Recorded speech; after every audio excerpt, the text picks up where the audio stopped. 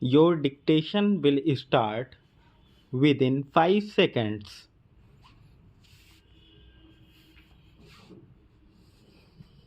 Learning Standing Counsel appearing for the petitioner employer contends that since engagement of respondent workman was on contract basis, he could not have been granted relief of reinstatement along with continuity of service with 75% back wages. It is also urged that claim before labor court is barred by res judicata as claim stood rejected by the Public Services Tribunal.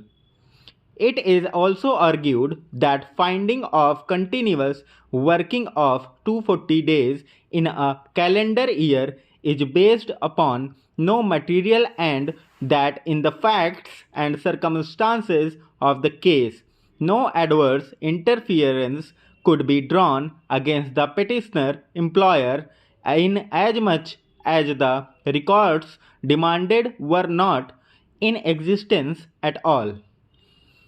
It is also stated that even if a finding of violation of Section 6 of the Act was returned, at best monetary compensation could have been awarded, but relief of reinstatement along with 75% back wages is perverse. From the materials placed before this court, it appears that although a claim of regularization had been filed before the Public Services Tribunal, which was rejected on the ground that respondent workman is a daily wage employee and not a regular government servant. It is not in dispute that issue of validity of termination was not the subject matter before the Public Services Tribunal, and therefore the argument advanced by learned standing counsel that claim before the tribunal was barred by res judicata cannot succeed. So far as the engagement of respondent workman is concerned, it is alleged that he was appointed on contract basis.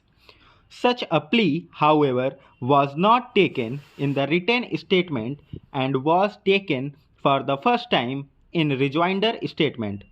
It is further recorded by the labor court that no agreement or contract has been produced in order to demonstrate that engagement of respondent workman was on contract basis.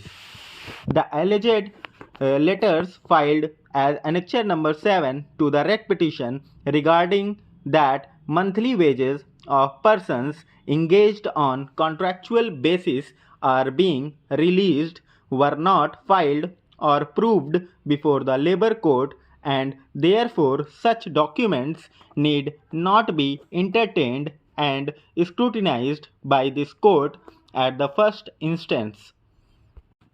So far as the working of respondent workman from February 1994 onwards is concerned, a finding in favor of respondent workman has been returned essentially by drawing adverse interference against the petitioner employer. A specific direction was issued to the employer to produce attendance register and wages register for the period in question, which admittedly was not produced. The defense taken that in respect of contract employees such registers are not maintained has been rejected in view of the finding that petitioner employer had failed to establish that respondent workman was engaged on contract basis.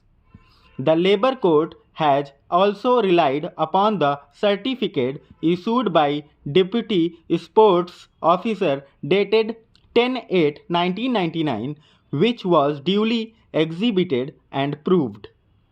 Petitioner employer has not been able to dispute such certificate. The Labour Court has further relied upon a communication of Regional Sports Officer dated 24/12/1997 for payment in respect of various employees including respondent workmen. Learned Standing Counsel has relied upon a judgment of the Apex Court in R.M. Mittal versus Assistant Executive Engineer 2006 8 SCC 213 in order to contend that it is for the workman to establish his continuous working. This judgment would not be of much assistance to the petitioner employer in as much as in the facts of the present case.